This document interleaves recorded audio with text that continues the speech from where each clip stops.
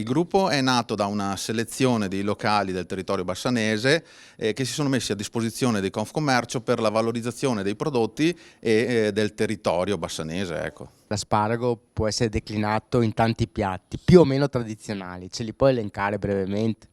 Allora, i tradizionali negli antipasti si presta sia ad essere servito crudo che marinato con delle tartare sia di carne che di pesce.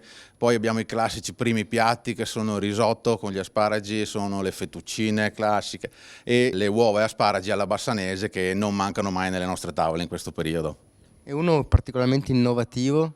Si lavora un po' magari con le cotture diverse, con cotture a bassa temperatura, sottovuoto, per mantenere consistenze diverse, anche con dei contrasti, quindi con parti croccanti, parti più acide.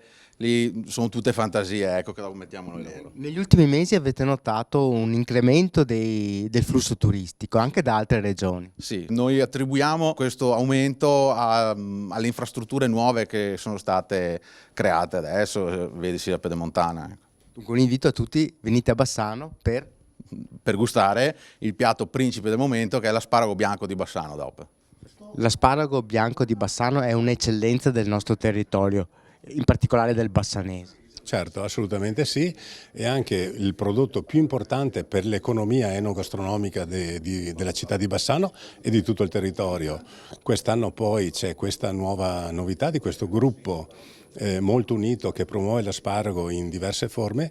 La particolarità dell'asparago è quella che si può declinare veramente in tanti modi diversi, ovviamente tenendo presente la tradizione.